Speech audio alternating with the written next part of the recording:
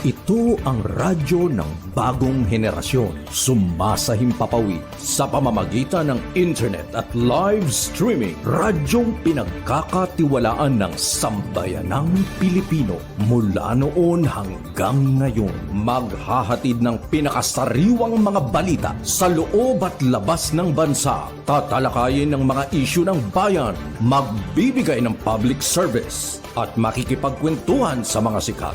Mula sa puso ng Metro Manila, sumasahimpapawid live ang DZGG, ang radyo ng bagong henerasyon. DZGG is a proud member of the Philippine Online Broadcasters Association. Mga masugid naming tagapakinig at taga-subaybay, matutunghayan at mapapakinggan natin ang programang pinamagatang Mga Lihim na Kalatas tuwing linggo ng gabi. Layunin ng Lihim na Kalatas ay makapagbahagi ng mga kwento ng buhay ng bawat tao at makapagbigay ng inspirasyon. Maaari kayong magbigay ng mga reaksyon, kuro-kuro o suwestyon. Tulungan natin ang mga nagbahagi ng kanilang mahalagang kwento o istorya na magkaroon ng katahimikan at masagot kahit papaano ang mga katanungan sa kanilang isipay gumugulo. Maaari tayong makatulong sa pamamagitan ng inyong boses at komento. At ito ay pangungunahan ng ating tagapagsalaysay na si Miss Tani Capiral.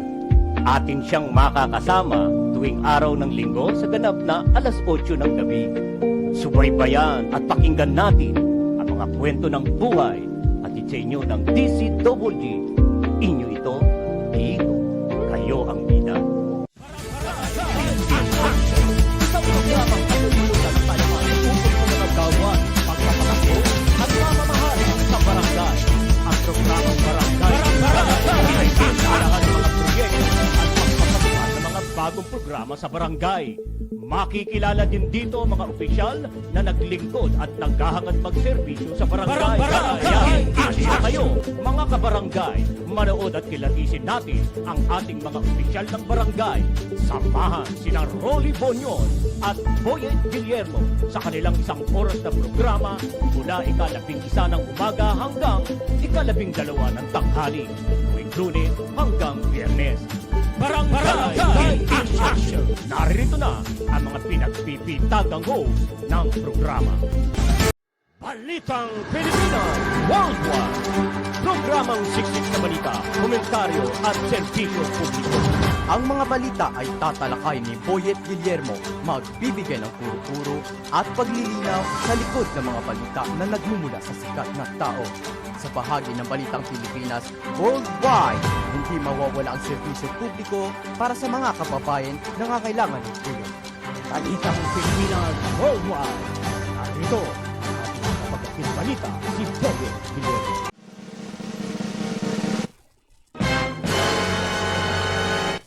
Nako, talaga naman napakalakas ng dating natin ngayong araw na ito.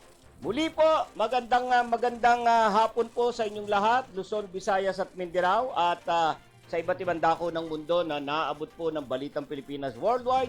Narito na naman po mga kaibigan ang ating pong isang edisyon na naman ng Balitang Pilipinas Worldwide. Araw po tayo ng Martes, yan, at September 19 po tayo ngayon, 2023. Muli po, kayo po ay aking inaanyayahan na tayo po ay magsama-sama sa isang oras po nating balitaan, pagtalakay sa mga balita at siyempre tayo po ay magbibigay po tayo ng serbisyo, ng serbisyo publiko. Okay. So, tayo po ay talaga naman pinagpapala dahil sa ngayon nagagawa po natin ang mga ng magaang yung ating mga nakatakdang gawain dahil maganda ang ating panahon At saka yung ating mga nakatakdang pupuntahan. Kita nyo na, lalo na mga estudyante, di ba? Ang sarap-sarap ng kanilang mga pakiramdam ngayon dahil yun, nakaka-straight na ho sila. Nakaka-straight na ng pasok. Ano ho? Sana magtuloy-tuloy na yung ganyang pasok nila. Ano po? Pakahirap din naman ho na ang bata. Lagi ho na lamang sa bahay. At sila ay, naku, ano, di ba? Cellphone na lang ng cellphone. Walang natututunan. Kaya mainam na rin ho na sila ay lagi na rin ho nasa eskwela. Ano po? Yun. Ano rin ho tayo. Ano, tipid din ho tayo sa kuryente. Lalo na kapag ang ginagamit ng bata hindi lang cellphone no? Yung mismong desktop. Syempre medyo kumukonsumo din ho niya ng kuryente. Ano po, no? Oy, napag-usapan po natin itong mga bata, mga estudyante. Oo. And nais ko lamang pong pag-usapan natin ito hong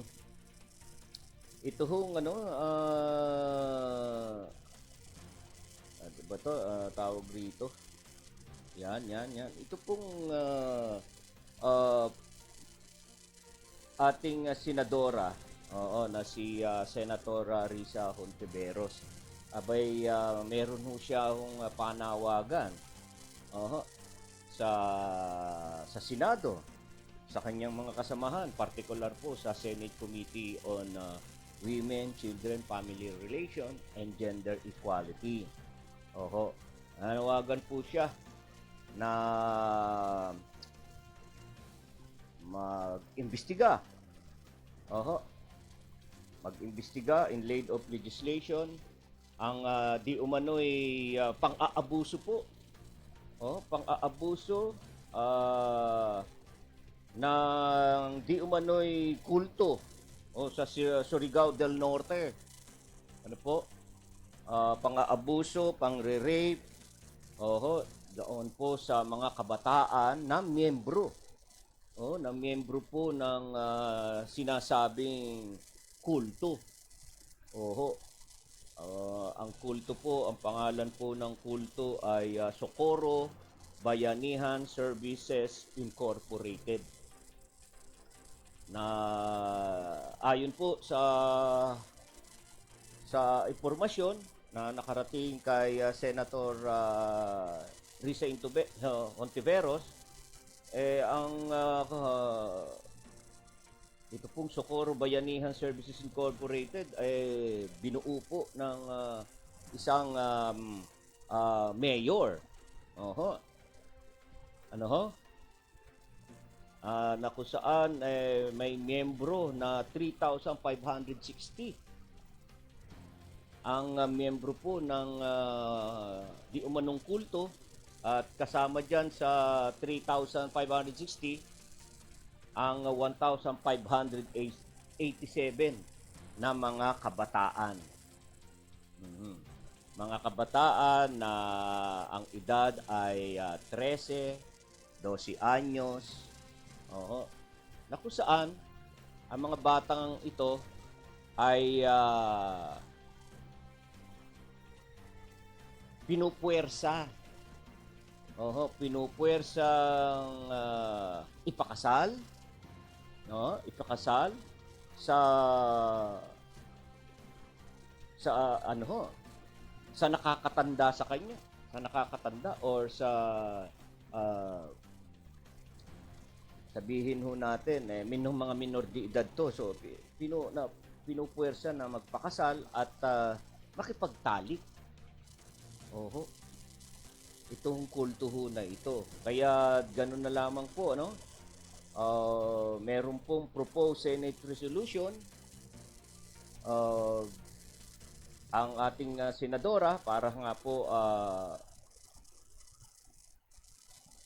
po na imbestigahan po ito itong nakakapangamba na ulat ng di umano'y rape, sexual abuse, forced labor, and forced marriage of minor in the group of Socorro Bayanihan Services Incorporated.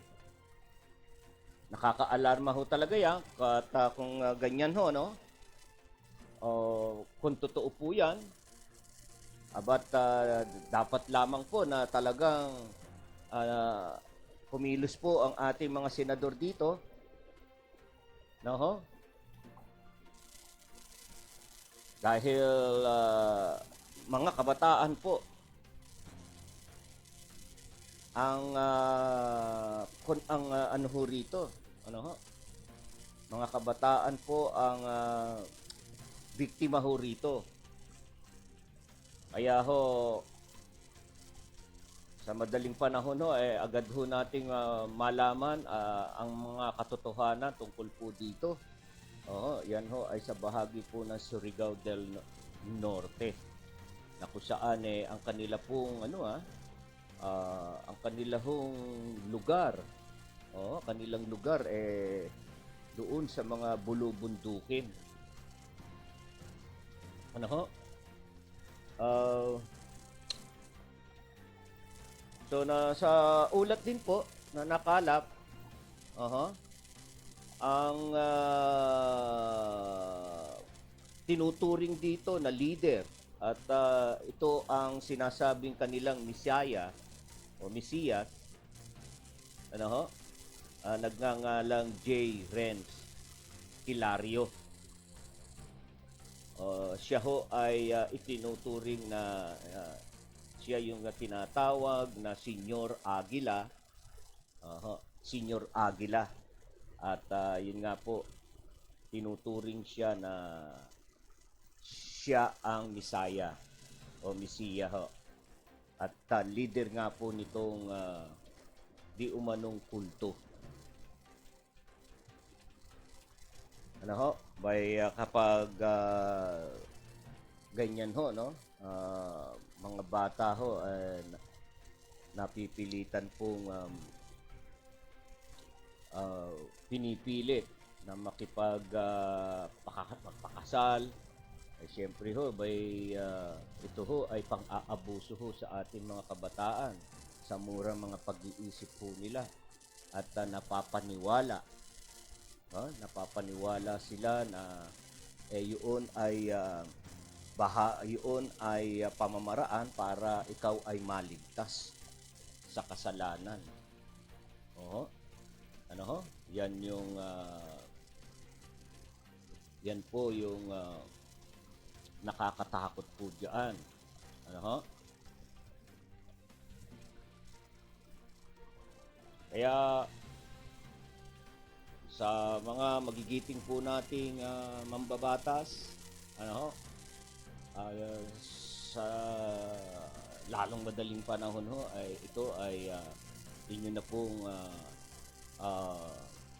talakayin, inyo na pong imbestigahan.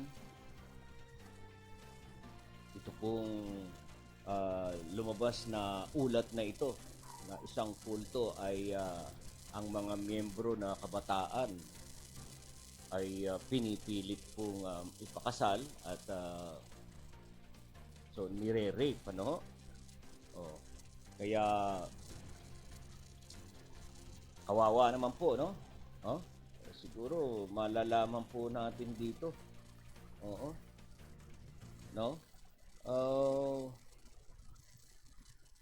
Sa ating ulat din itong mga report na lumabas na ito against the laban po dito sa di umano'y kulto ay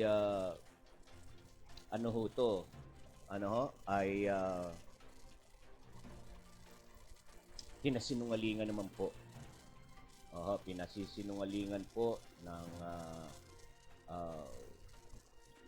mga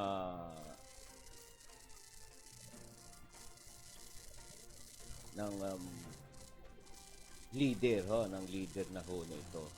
Ano po?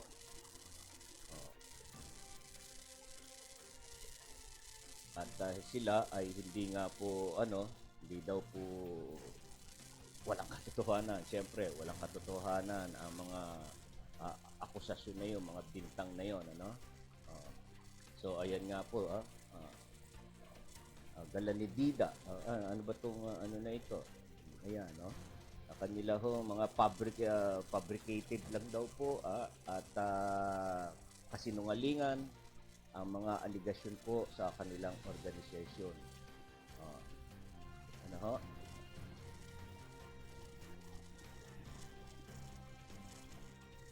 So na pag-alaman din itong mga grupo, itong ano po nito ay nakarating pa raw sa Senado, ano ho? Ang leader ang leader ng grupo, mga nakapagpa-picture. Kaya medyo doon sa pangyayari na 'yon nagulat po ang mga senador na nakakapagpa-picture pa sa kanila kung totoo man po ang grupong ito gumagawa ng ganung pong pangmamalabis sa ating mga kabataan.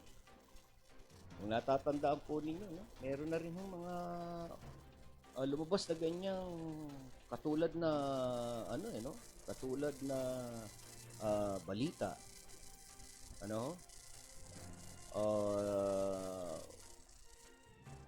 Inaresto ho ang leader. Inaresto ang leader hanggang sa makulong. Mapatunayan na meron siyang leader ng kulto rin ang tinuturing sa kanila, sapagkat ganun din ang nangyayari. Yung mga membro na mga babae ay ginagawang asawa ng leader. Kaya nakaka-alarma po talaga pag ganito ang mga balitang ating pong nakakalap, kaya dapat yung ating mga otoridad ay kumilos. Siguro yung mga otoridad natin dyan sa bahagi ng dyan sa lugar na yan, dyan ho sa Surigao, ay simulan na po ninyo ang inyong paniniktik. Dahil ito ay nakarating na ho sa Senado.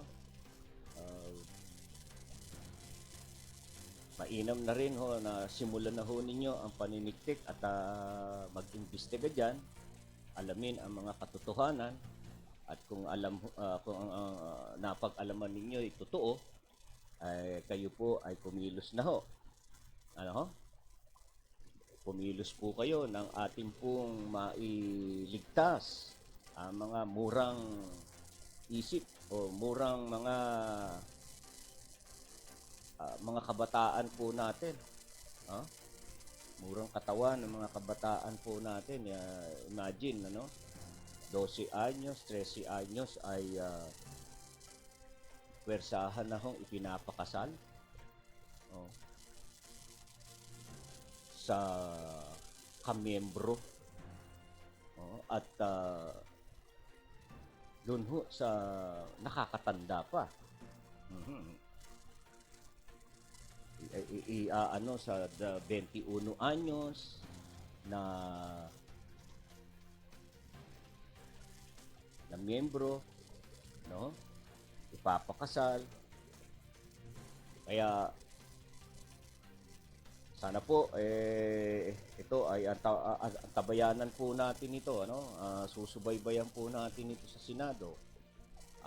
Bantayan po natin ito kung para magkaroon po tayo ng kaalaman at yung ating pong mga mga anak, ano ho, ay ating pong ingatan. No, ingatan po natin sila at baka nga po sila ay natatangay ano ho, sa mga grupo-grupo, hindi lang ho sa mga ganitong kulto dito ho sa ano. Alam niyo sa probinsya ho talaga na ano ho diyan no? Masyado ho talaga na madali ho madali hong malinlang, madali hong mapahaniwala ang mga tao, no? Sapagkat masasabi din po natin may kulang ho sila sa kaalaman. Ano ho, kulang po sila sa kaalaman. At ang tao, alam niyo po talagang naghahanap po talaga ng kung saan siya iniisip niya na mahaliligtas Kaya sige lang ho, sige lang ang pagsama sa mga grupo-grupo dahil hinahanap niya kung saan pwede siyang o karapat dapat siyang maligtas. Kaya doon na ang ating mga anak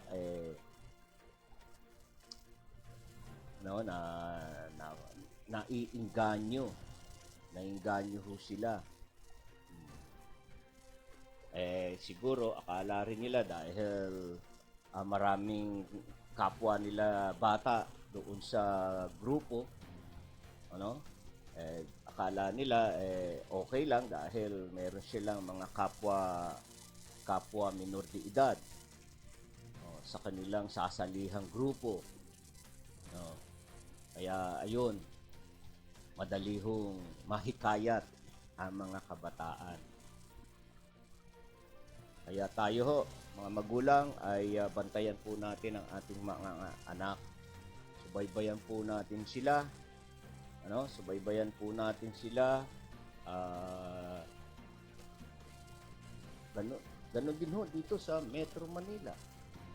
May mga grupo-grupo rin ho na sinasalihan Mga pababae, mga palalaki. Dito sa Metro Manila, merong mga gang, mga fraternity na nanghihikayat na sila ay mapoprotektahan. Kaya at yung pala ang gawain lang ho ng grupo ay yun ang makipag-away. So mga binatilyo pa ho di ho ba nakikita ho natin na talaga naman ho nakikipag ho sila, nakikipag away, nakikipag riot, mga bata pa. Kaya makita mo mga bata na yon halos hindi marunong makinig. Hindi ho sila masaway dahil wala na, napabayaan na sila ng kanilang mga magulang. Mas ginugusto ng mga kabataan na makasama ang kanilang mga kaibigan sapagkat tayo mga magulang nagkukulang na sa kanila ng payo, pangaral, pagmamahal. Kaya naghahanap ang mga kabataan kung saan sila sasaya. Kaya't ito ang nakikita nila na akala nila masaya nakasama ang tropa, ang barkada. Ang natututunan lamang yun, pag-iinom, rugby, at sila na rin nagkakagustuhan at mga bata pa nga, ayun, makikita nyo buntis na. At kung minsan nasa kulungan. Ano ho? Dahil napatrobol, napasama sa gulo, sumama sa grupo. Oh. Kaya ho, nasa ating mga magulang ang ng ikabubuti ng ating mga anak. Kung tayo po ay lagi hong nakasubaybay sa ating mga anak, sa mga depressed area ho, ang lilit pa ho ng mga bata, siguro nasa 8 taong gulang pa lang, 10 taong gulang, abay, na ho mga layas na. Bakit layas? Bakit palayas na? Gumagala na. At kung umuwi, gabi na. Paano? Hindi sila naasikaso ng kanilang mga magulang. Ang nanay, walang ginawa. Kung hindi, makipag-tong hits. Magsugal. Si tatay naman, inom. Wala na. Barkada. Wala na, hindi na inaasikaso ang pamumuhay. Ang maayos na pamumuhay. Alagaan ang mga anak. Ipasok sa eskwela, kita nyo, tingnan nyo po. Maraming mga bata na hindi ho nakakapag-aral. At yun nga ho, ay nangyayari, nagiging layas ang bata. Hindi ho na ipasok sa sa eskwela, sa eskwelahan ng magulang.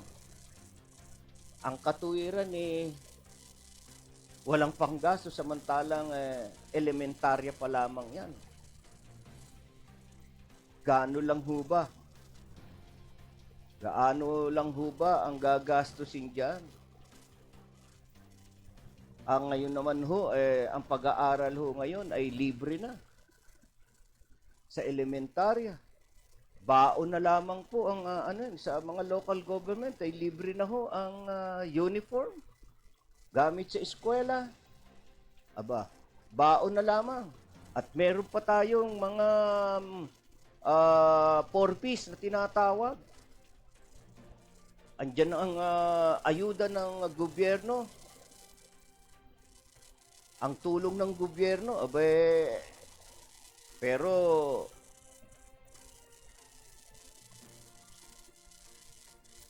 kayo ho na mga magulang na miyembro ng 4Ps, kayo ho yata ay under monitoring ng DSWD na yung natatanggap po ninyong financial.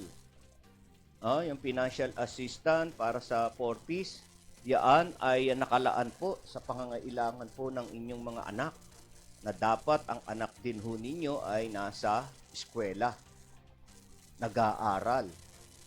At pag hindi nyo ginawa yan, ay babawiin po sa inyo ang kaloob na yan ng ating pamahalaan. Kaya tayo ho mga magulang,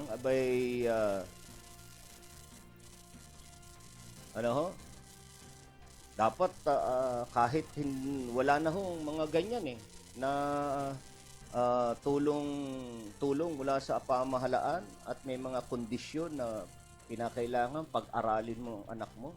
So dapat matik na ho sa ating mga magulang kung anong tungkulin na iniatang sa atin, dapat gawin ho natin yun. Tuparin ho natin.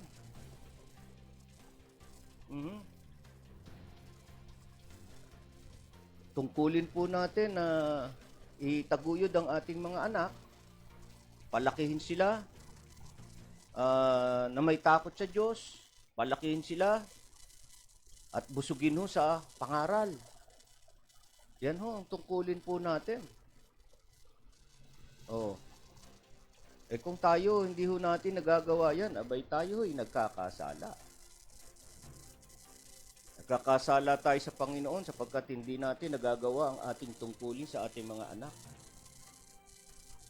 Napapabayaan po natin sila. Pag nadisgrasya, pinababayaan mo na naglalaro sa karsada, pag nasagi na sasakyan, ikaw ang galit.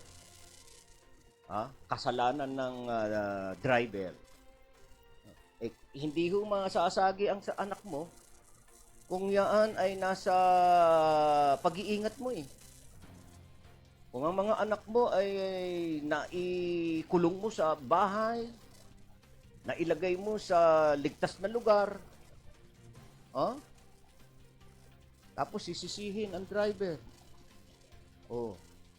Nabubugbog ang driver dahil ang mga anak nyo nagkalat sa lansangan, nagkalat sa karsada.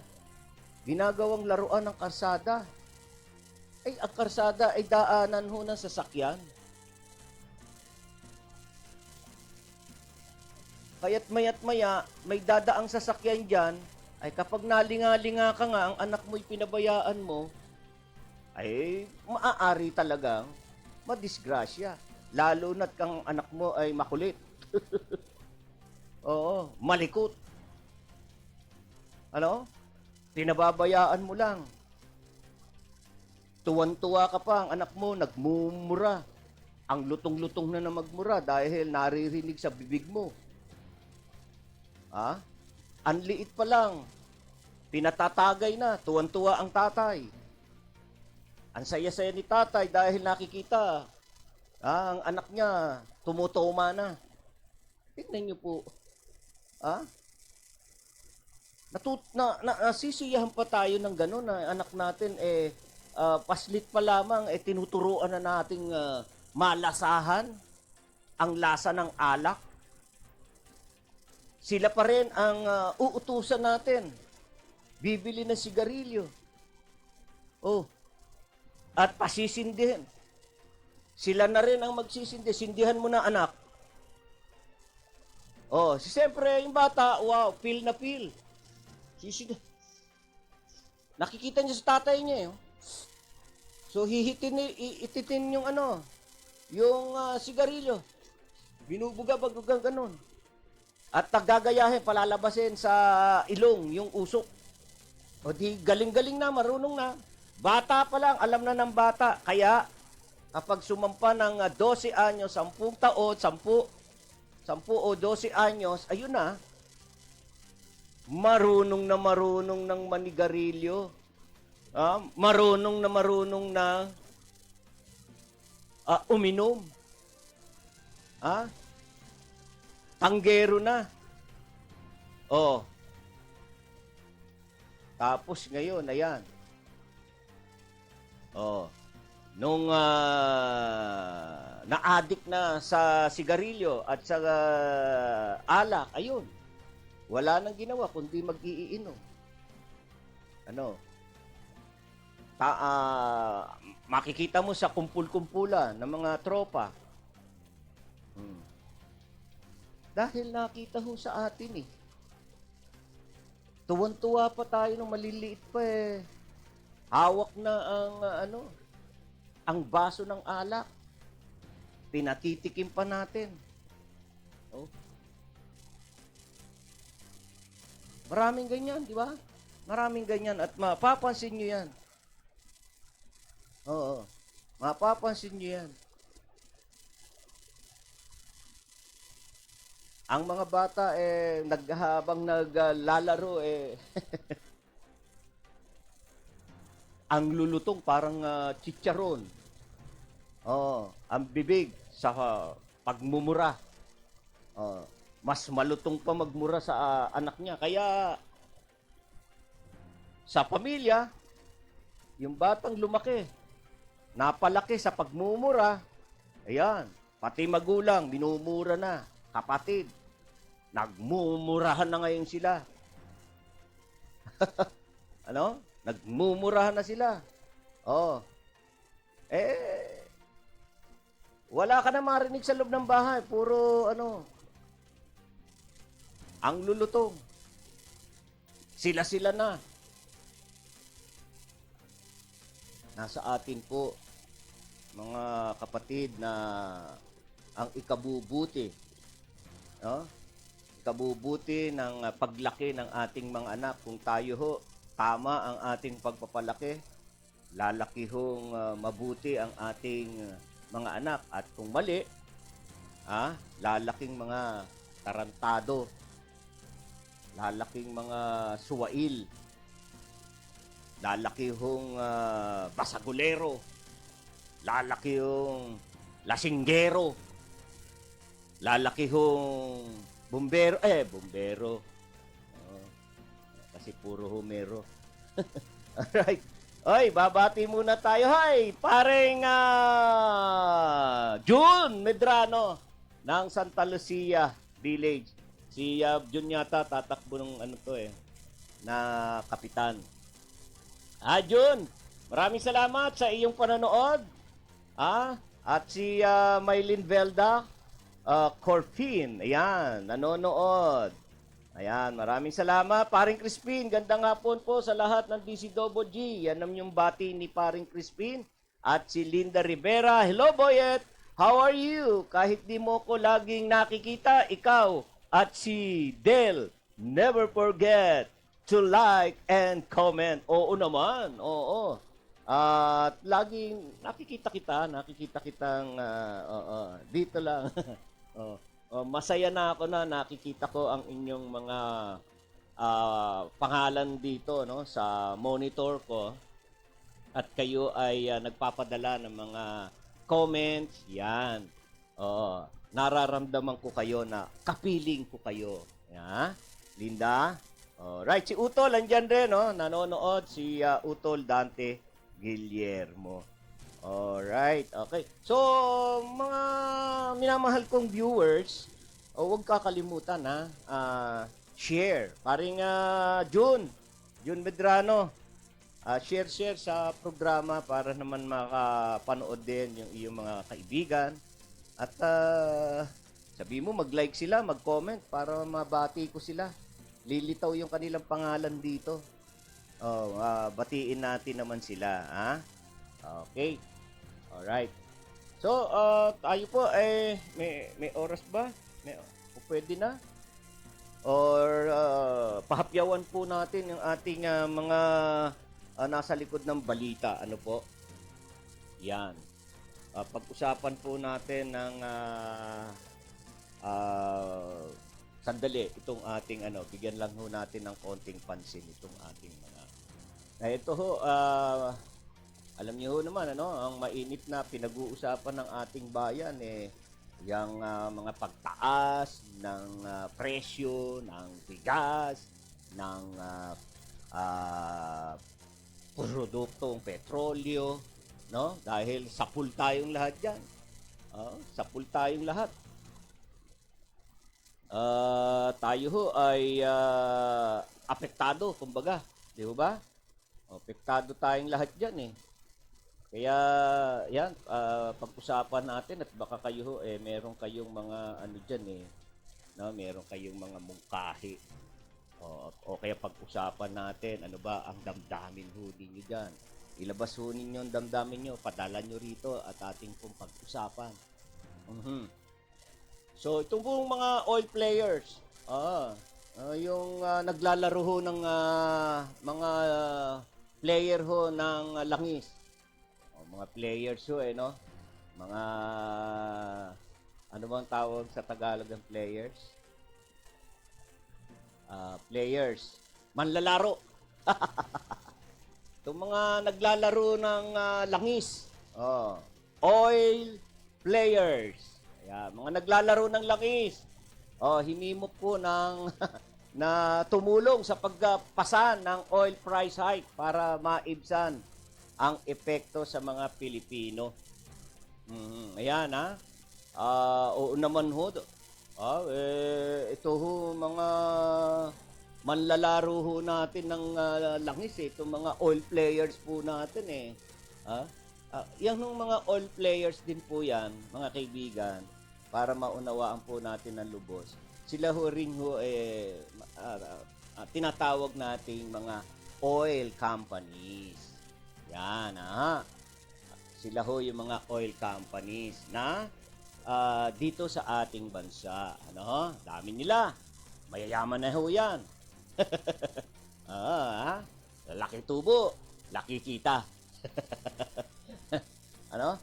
Yan, nananawagan ho ang ating pong Speaker of the House, si Speaker Ferdinand Martin Romualdez, sa mga kumpanya po ng langis na tumulong naman po sa pagpasan. Oy, wag niyo po kaming kakalimutan ha. Kami po mga private motorists. Oho. Wag lang ho ang mga jeepney drivers, tricycle driver, taxi drivers, ano pa, yung mga ano yan? Yung mga grab drivers, no? Kami rin ho mga private, dahil kami ho malakas din ho kaming kumonsumo, at kami po yung kami po ay katulad ho ninyo, nagbabayad din ho ng buwis. Ano ho? Kami ho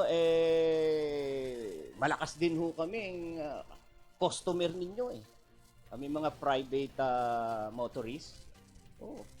Kung magpagas nga po kami, full tank. Full tank pa kami lagi. Ano po? So, ayan ho, ang ating pong Speaker of the House na nawagan na ano bang klaseng pagtulong ba ang Siyempre, andyan na ho yung mga diskwento. Sapagkat ilang linggo sunod-sunod eh. Ilang linggo ho sunod-sunod ang dagdag presyo ng gasolina. Para ho may tagas ho yung parang may tagas ho yung hose ng gasolina, sumisirit.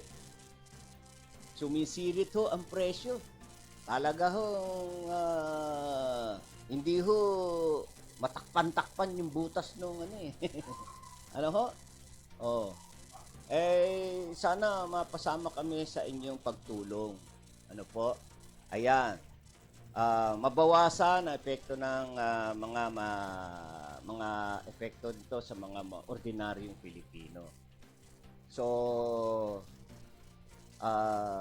iminungkahi po ni Speaker Romualdez na bawasan ng mga kumpanya ng langis ang kanilang kita para bumaba ang presyo ng produktong petrolyo. Ayan, di ho ba? Kitang-kita naman ho talaga eh. Kitang-kita ho ang kita eh. Oo. Kaya naman ho, nakikiusap po ang ating pong Speaker of the House. Ano po? Ayan. Sinabi po ng mga kinatawan ng mga kumpanya ng langis na ipaparating nila sa kanilang mga principal ang apila. Kasi ho sila, pinulong ho sila ho, no? Pinulong na pinulong ho sila na yun nga po na pinapakiusapan ho sila para nga ho ay matulungan naman ho yung mga ordinaryong Pilipino. Yung ordinaryong Pilipino po, hindi naman ho umiinom ng gasolina yan. Ang ibig kong sabihin, kapag ho tumaas ho ang presyo ho ninyo, ayun, may domino effect po yan eh. Tumataas po ang bilihin. Tumataas ang mga pangunahing bilihin na kung saan doon ho tinatamaan ang ating mga mahihirap na mamamayan. Pag tumaas ang presyo ng langis, tataas lahat. Yung mga pandak na lang po ang hindi tumataas. Sinabi naman po ng mga kinatawa ng mga kumpanya ng langis, yun, ay pararating nga daw po nila. At ipinanukala naman ng Sagip Representative Rodante Marcoleta ang pagrepaso sa oil deregulation law. Yan hong oil deregulation law na yan, tagal na ho yan. Yan na nga po yung panawagan din ho ng mga ng ating pong transport group eh. Oo eh. Silipin ho yan, pag-aralan hong maigi na kung i-amendahan na lang ho yan kung hindi kayang buwagin or anuhin na ho lang yan. Oho, yung batas na ho na yan. Kasi po, yan ang nakikita kong dahilan kung bakit tumataas hindi mapigilan ang pagtaas ng presyo. Yan ang nakikitang dahilan ng mga transport group, yung oil deregulation law na yan. Ano po, sana ho, ang mga mambabatas, makita ho yan, ano man ang pag-amyenda dyan, kung hindi nga ho kayang buwagin na yung batas na yan, amyendahan na lamang po para hindi ho masaktan ng gusto yung ating mga sa transport group. So tiniyak naman ho ni Speaker Romualdez na didinggin ng iba pang mga alternatibong paraan para mapababa ang presyo ng produktong petrolyo. Kasama na ho yung posibleng pagbawas sa buwis na ipinapataw sa mga yan. Ano ho? Siguro ganun na lang din po, no? Bawasan na lang po yung buwis na ipinapataw po sa mga gasolina na inaangkat ng ating mga manlalaro ng langis. Ano ho? Yung mga oil players ho natin. Ano po? Sana ho, sa lalong madaling panahon, ano na ho natin? Oo, magawa na po ng paraan. At, kasi nakakapangamba. Tataas pa rin daw ho yan, lalo na papasok ho ang Pasko. Wow! Nako. Naho, kaya sa ngayon pa lamang po, kumilos na ang ating pamahalaan para maibsan agad, mabigyan agad ng solusyon yung paghihirap ng ating mga kababayan dahil sa pagtaas ng presyo ng langis na kung saan umi-epekto po sa mga pangunahing bilihin na hindi ho kayang mabili ng ating mga kababayang mahirap. Alright, so dako na po tayo. Ayan, tayo po. Ilang minuto na lang 10 minuto na lang agad Alright, sige ho, dako na po tayo sa ating pong ikalawang yugto ng ating mga ulo ng balita. Panlabas na utang ng Pilipinas lumobo sa 117.9 billion piso sa pagtatapos ng Hunyo. Pangulong Bongbong Marcos kinilala ang dedikasyon ng mga kawani ng gobyerno sa 123rd anniversary ng Philippine Civil Service.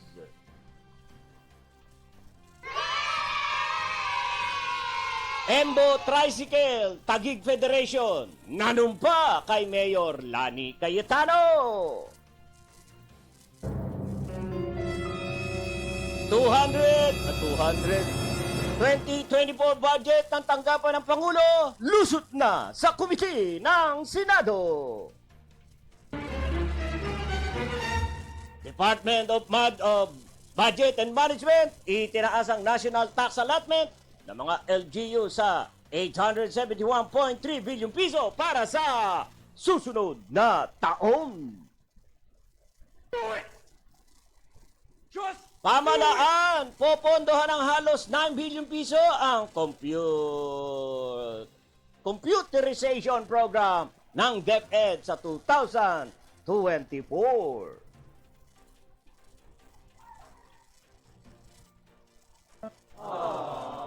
Malacanang Block o Makabayan Block ng Kamara, pinasesertipikang urgent kay Pangulong Bongbong Marcos ang panukalang batas para sa pagtanggal ng buwis sa langis. Marikina Representative Kimbo, hindi pabor sa panukalang ihinto ang pagpapataw ng excise at value-added tax sa produktong petrolyo. Ayan na naman tayo kontra-kontra na naman Halos 400 examinees nag-back out sa bar exam.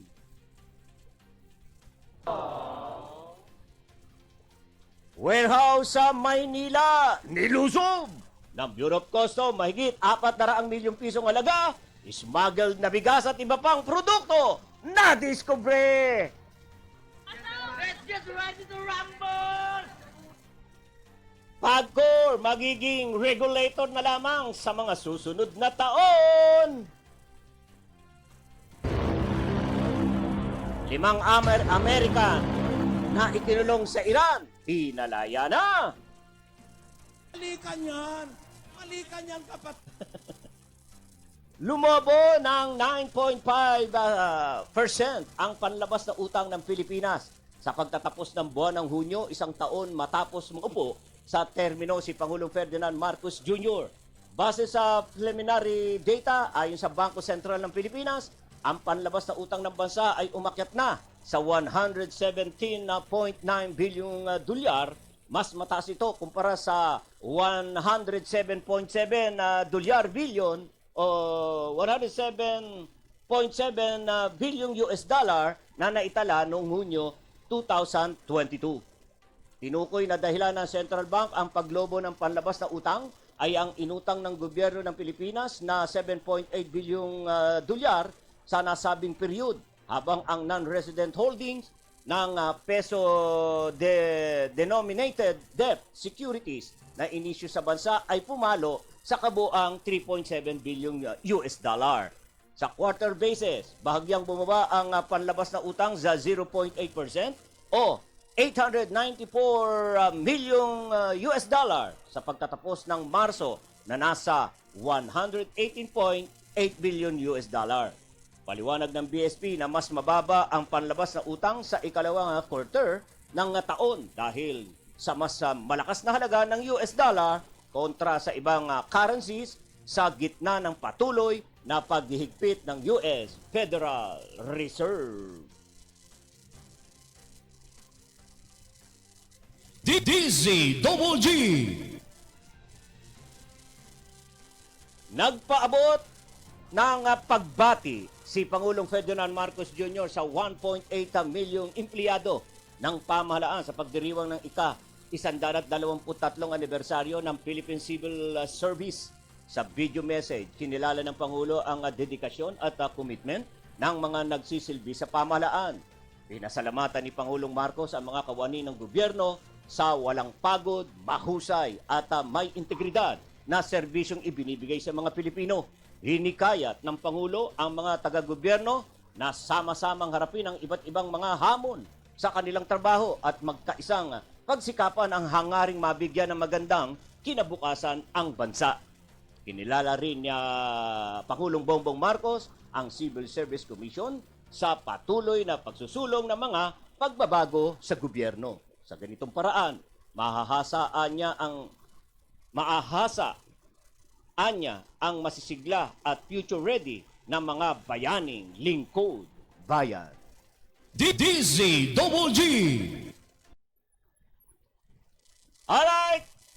Sa isang makabuluhang hakbang tungo sa pagbibigay ng mahalagang serbisyo sa 10 barangay ng Embo, nanumpa ang mga pinuno ng 34 na Tricycle Operators and Drivers Association o TODAS sa harap ni Taguig Mayor Lani Cayetano bilang mga opisyal at miyembro ng Embo Tricycle Taguig Federation. Sa mensahe ni Mayor Lani, pinananabakin nito ang pakikipagtulungan sa organisasyon, pakinggan ang kanilang mga alalahanin at gumawa ng mga programa na pakikinabangan ng mga transport group. Anya, sa City of Taguig, kinikilala nila ang kahalagahan ng transport sector.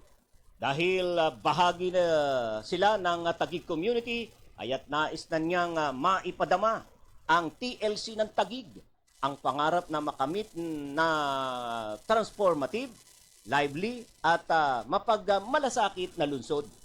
Binigyan din ni Mayor Cayetano na sa Taguig, ang sektor ng transportasyon ay itinuturing na mahalagang katuwang ng lokal na pamahalaan. Anya, napakalaki ang naging ambag ng transport sector sa tagumpay ng Taguig. Bukod sa oath-taking, mas nalaman din ng mga opisyal at membro ng Embo Tricycle Taguig Federation ang mga programa at serbisyo sa lungsod ng Taguig. DZGG. Aprobado na sa Senate Committee on Finance ang 1.921 bilyong piso na 2024 budget ng Presidential Commission Communication Office o PZO.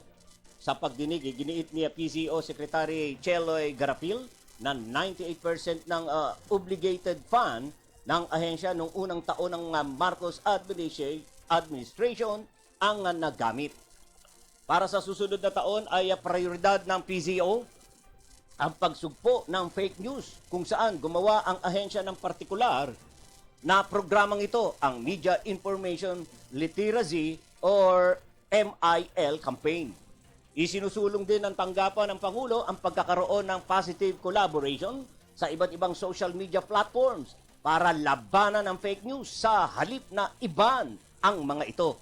Samantala, umaasa ang Palasyo ng Malacanang na ma-regular ang mahigit 100 contract of service personnel hanggang sa katapusan ng taon. Sinabi ni PZO Secretary Garapil na nagsumite na sila sa Budget Department ng bagong structure ng organisasyon at kung maaprubahan ito ay umaasa ang kalihim na wala ng kontraktual ang ahensya pagpasok ng 2024. DZGG. Inatasan ng Department of Budget and Management o DBM ang National Tax Allotment o NTA ng mga lokal na pamahalaan para sa taong 2024 na aabot sa 871.3 bilyong piso. Mataas ito ng 51.11 bilyong piso o katumbas ng 6.23% na pagtaas mula sa fiscal year 2023 NTA shares na 820.2 bilyong piso. Ayon kay DBM Secretary Amina Pangandaman, ang pagtaas ng NTA share ng mga lokal ng pamahalaan ay resulta ng pagbuti ng revenue collection noong 2021 na anyay may uugnay na unti-unti muling pagbubukas ng ekonomiya mula sa panahon ng mga lockdown noong COVID-19 pandemic. Pagbibigay din ni Pangandaman na nakabatay sa 1991 Local Government Code ang 24 National Tax Allotment at base na rin sa desisyon ng Korte Suprema kaugnay sa Mandanas Garcia case.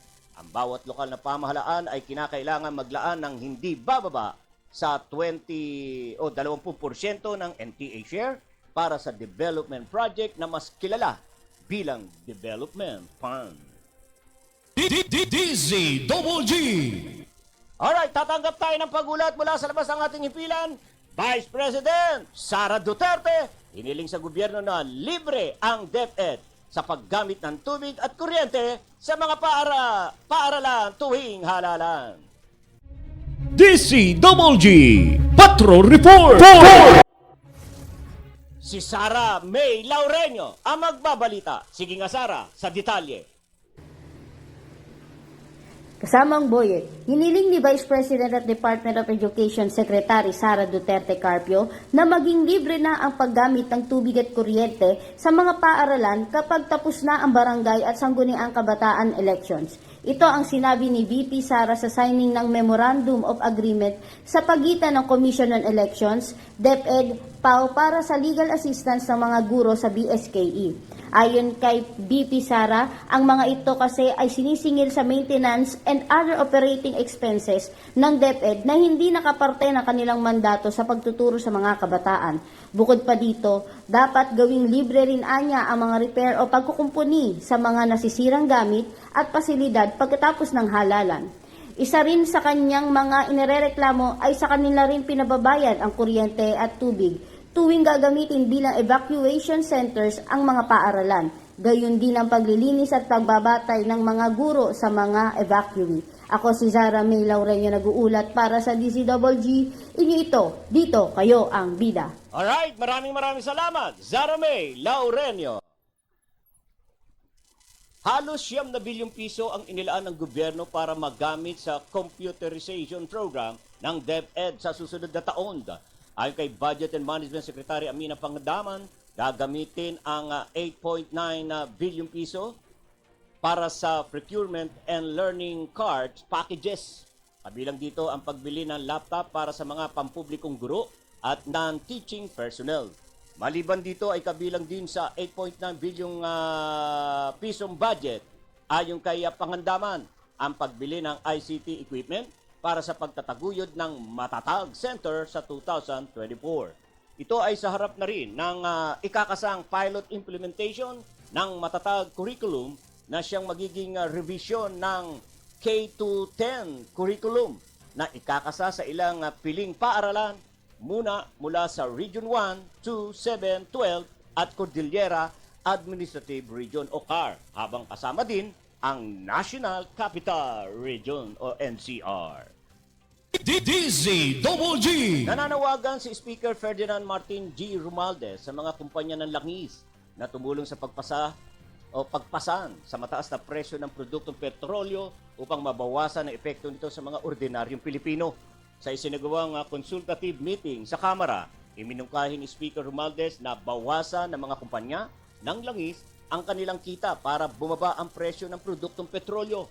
Sinabi naman ng mga kinatawan ng mga kumpanya ng langis na ipararating nila sa kanilang mga prinsipal ang apela ni Speaker Romualdez. Ipinanukala rin na sa Chief Representative Rodante Marcoleta ang pagrepaso sa oil deregulation law upang maging transparent ang pricing scheme na ginagamit ng mga oil industry player. Tiniyak naman ni Speaker Romualdez na bukas ang Kamara na dinggin ang iba pang alternatibong paraan upang mapababa ang presyo ng produktong petrolyo kasama na ang posibleng pagbawas sa buwis na ipinapataw sa mga ito. DZWG. Pinasesertipikahang urgent ng Makabayan Block sa Kamara kay Pangulong Ferdinand Marcos Jr. ang panukalang batas para sa pagtanggal ng mga buwis sa langis. Ito ay sa harap ng patuloy na nararanasang oil price hike sa bansa. Ayon kay Gabriel Partelis at House Assistant Minority Leader, Representative Arlene Brosas, ang pagsasabatas ng House Bill 400 ay solusyon para mapababa ang presyo ng produktong petrolyo. Sa nasabing panukala, ibabasura ang koleksyon ng excise tax at ng value added tax o VAT sa pamamagitan ng pag-amyenda sa tax reform for acceleration and inclusion o train law. Sinabi ni Brosas na nasa sandaling maging ganap na batas, ang House Bill 400 ay mababawasan ng nasa 15 pesos kada kilo o kada litro ng presyo ng diesel. DZWG. Hindi pabor si House Appropriation Committee Senior Vice Chairperson at ang Marikina Representative Estela Kimbo sa panukalang itigil ang pagpapataw ng excise tax at value added tax sa produktong petrolyo. Ayon kay Kimbo, kailangang timbangin at pag-aralang mabuti ang naturang panukala dahil ang nakukolektang buwis ay ginagamit ng pamahalaan, panggastos at sa pagbibigay ng serbisyo. Diin ang mambabatas, marami namang mga alternatibong paraan para mabawasan ang epekto ng oil price hike tulad ng pagbibigay ng subsidiya. Pangunahing binanggit ni Kimbo ang fuel subsidy sa ilalim ng Department of Transportation o DOTR at Department of Agriculture, DA, gayon din ang subsidy program ng Department of Social Welfare and Development, DSWD. DZWG. Alright, tatanggap ulit tayo ng pagulat mula sa labas ng ating himpilan. Gobyerno, tiniyak ang tulong sa mga mangingisdang apektado ng patuloy na pananakot ng Chinese Coast Guard sa West Philippine Sea. DZWG. Patrol Report. Si Tani Capiral ang magbabalita. Sige nga Tani, sa detalye. Boyet, nagpapatuloy ang pagtulong ng Bureau of Fisheries and Aquatic Resources sa mga mangingisda na apektado ng pagtataboy ng Chinese Coast Guard sa mga karagatang sakop ng bansa. Sinabi ni BFAR spokesperson Nazario Briguera na bagaman sadyang may mga hamon sa pangingisda sa ilang bahagi ng karagatang sakop ng bansa, hindi sila tumigil sa pagsuporta sa mga mangingisda. Sa katunayan ay nagsagawa sila ng refueling o pagbibigay ng libreng langis o gasolina nitong Agosto sa mga mangingisda sa Panatag Shoal. Mayroon na rin aniya silang inilunsad na Layag West Philippine Sea Livelihood Intervention Program o 80 milyong pisong halaga ng programa para sa libreng bangka para sa mga mangingisda. Kaugnay nito, hindi aniya tumitigil ang gobyerno sa pagpapadala ng diplomatic protest laban sa patuloy na pangahas ng mga aktibidad ng China Coast Guard sa exclusive economic zone ng bansa. Hindi aniya papayag ang Pilipinas sa magsawalang kibuna lamang at sa halip patuloy na igigit ang karapatan sa West Philippine Sea. Ako po si Tani Capiral, nag-uulat para sa DZWG. Inyo ito, dito kayo ang bida. Alright, maraming salamat, Tani Caperal. Nasa 371 bar examinees ang hindi nagpatuloy at nag-back out sa nagdaang 3 araw na bar exam na simulan noong linggo. Ito ang kinumpirma ng Supreme Court Public Information Office at ng tanggapan ni 2023 bar chairperson at Supreme Court Associate Justice Ramon Paul Hernando. Ay kay Hernando, mulaan niya sa kabuang 10,791 bar applicants ay 10,400 na lamang ang sumipot at kumuha ng exam noong linggo na katumbas ng 96.38% turnout. Samantala, itutuloy naman ang ikalawang bar exam bukas, September 20, habang ang pangatlo o pinakahuling araw ng bar exam ay sa September 24. DZWG. Aabot sa mahigit 400 milyong piso na halaga ng imported na bigas at iba pang mga imported products ang nadiskubre ng Bureau of Customs o BOC sa isang warehouse sa Maynila. Ito ay matapos ang ikinasang raid ng mga tao ng Bureau of Customs sa mga warehouse sa Antonio Rivera Street at Dagupan Street, Maynila kamakailan. Ayon kay BOC Commissioner Benvenido Rubio, nakasamsam ang mga otoridad ng nasa 31,886 na sako ng mga pinaghihinalang smuggled na bigas mula sa Vietnam, Thailand at Myanmar na may katumbas na halagang 90.2 milyong piso. Kabilang rin sa kanilang mga nadiskubre ay ang mga imported goods tulad ng mga laruang pambata, cosmetic, kitchenware, household wares, video machine, fabrics, pharmaceutical products, sapatos, apparel at general merchandise, tinatayang may katumbas na halaga na 310 milyong piso. Sa kasalukuyan ay kinantado muna ng mga otoridad ang naturang mga warehouses habang patuloy ang sinasagawang inventory ng mga assigned customs examiner. DZWG. Nasa proseso na ng pagpapalit ng Philippine Amusement and Gaming Corporation o PAGCOR sa pangunahin nitong role sa gaming industry. Paliwanag ni Chairman and CEO Alejandro Tenco, mula sa kasalukuyang operator at regulator, target nilang maging isang regulator na lamang ang PAGCOR. Ito anya ay maaaring mangyari sa loob ng susunod na 2 taon. Ayon kay Tenco, kasalukuyan na nilang isinasapinal ang transition para rito, kasama na ang pag-focus sa magiging pangunahing trabaho sa ilalim nito. Aminado naman ng opisyal na ang pagbabago ay maaaring makaapekto sa ilan nilang mga empleyado, kaya kailangan anyang matiyak ang maayos na transisyon. Paliwanag ng opisyal na nasa proseso na ito ng pagpapalit sa corporate structure, business processes, and produce ng PAGCOR upang maging mas competitive ang naturang ahensya. Tiniyak naman ni Tenco na walang dapat mga pangambahan ang mga stakeholder dahil mayroon anyang nakalatag na plano bilang mitigation at upang maiwasan na may ma-displace na empleyado dahil dito. DZWG. Pinakawalan na ng Iran ang 5 American matapos ang pagkakakulong mahigit na 8 taon. ayon sa White House na maaaring kabilang sa mga napakawalang preso ay sina Imad Sharji, Murad Tabash at Shamak Namashi, habang hindi pa inilalabas ang pagkakakilanlan dalawang preso na nakakulong mula pa noong 2015. Ang senior official umano ng White House ang nabigyan na ng briefing mula sa Qatari official ukol sa nasabing usapin. Ang nasabing papakawala ay may kinalaman matapos na magpatupad ang US ng sanksyon ng pag-freeze nila ng 6 billion US dollar sa Iranian funds.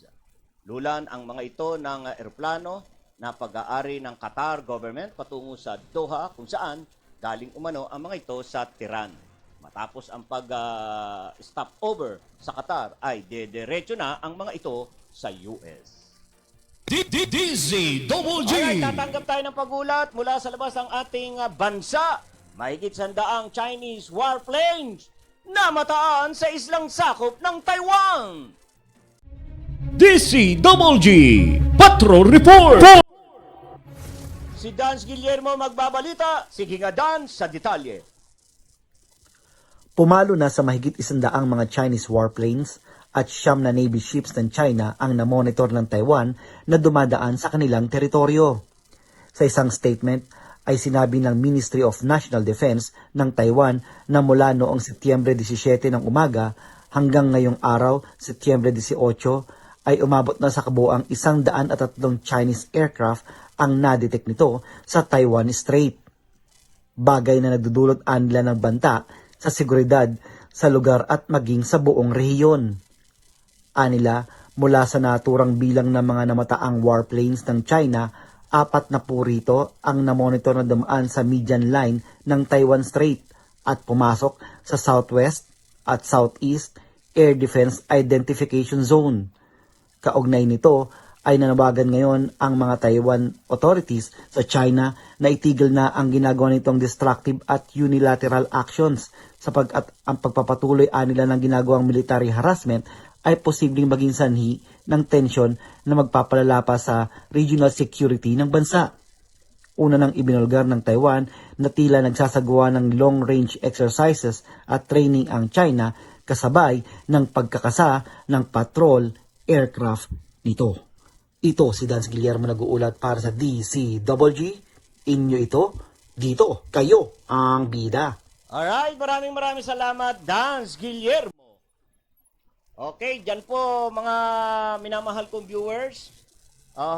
Nagtatapos ang ating po mga ulo at nagbabagang balita na nakalap po ng bulwagang balitaan ng DCWG Broadcasting Studio ngayong pong araw ng Martes, September 19, 2023. So wala na po tayong oras at tayo po ay pansamantala na magpapaalam. Ayan, bago ang lahat, babatiin ko muna yan si Catalina Lim. Hello po. Sabi ni Catalina Lim, Boyet, kamusta mo? Si Ray. Kamukha mo si Ray Valera. Ay nako, ako ho yung original. Ang pag-ibig ay sadyang ganyan. Kata, mga paliwanag ko'y di na kailangan. Yan sample. Di ba? Sa akin ho nagmana yan. Ayan. Si Nerly Guillermo, ayan, nanonood. Wow, ang laki ng puso na bigay ng aking unakahiya. Unakahiya. Ano ba yan? Si Angel. Hi, Angel. Bawas-bawasan ng kain. Si Angel Halal nanonood. At saka magkasabay silang nanood. Si Zara May. Sila ni Zara May at saka si Angel. Angel. Alright. Oy, wala na ho tayong oras at ako po ay magpapasalamat na po sa inyo. Maraming salamat po sa inyo. Sa inyo pong walang sawang pagtangkilik po sa Balitang Pilipinas Worldwide at sa lahat po ng mga programa po dito. Maraming salamat sa inyo. Yan. At syempre, ako po ay nagpapasalamat din sa ating Panginoong Diyos sa kanya pong patuloy na pagsubaybay sa DCWG Broadcasting Studio. Lord, salamat po sa inyong pong kabutihan. Higit sa lahat po sa inyong pong pagtitiwala na ipinagkaloob sa akin para ako ho ay makapaglingkod sa sambayan ng Pilipino sa pamagitan po ng paghahatid ng sariwang balita, impormasyon at serbisyo. Lord, maraming salamat po sa kaloob niyo po sa akin ito, sa inyong pong tiwala. Alright. Sa ngalan po ng aming news director, si Jun Ariol, sa technical side, G. Laureño at John Paul Destura. Ako naman po si Boyd Guillermo, pansamantalang nagpapaalam at nag-aanyaya po bukas po muli sa ganap na alas 11 hanggang alas 12, Barangay in Action sa ganito pong oras alas 5 hanggang alas 6. Balitang Pilipinas Worldwide. Magkita-kita po rin doon tayo. Magkapanooran. Yan. Maraming salamat po sa inyong lahat. Diyos mabalo sa inyong gabos. Ang DCWG, inyo ito. Dito, kayo ang bida. Ito ang radyo ng bagong henerasyon. Sumasahimpapawid sa pamamagitan ng internet at live streaming. Radyong pinagkakatiwalaan ng sambayanang Pilipino. Mula noon hanggang ngayon, maghahatid ng pinakasariwang mga balita sa loob at labas ng bansa. Tatalakayin ng mga isyu ng bayan. Magbibigay ng public service at makikipagkwentuhan sa mga sikat. Mula sa puso ng Metro Manila, sumasahimpapawid live ang DZGG, ang radyo ng bagong henerasyon. DCWG is a proud member of the Philippine Online Broadcasters Association.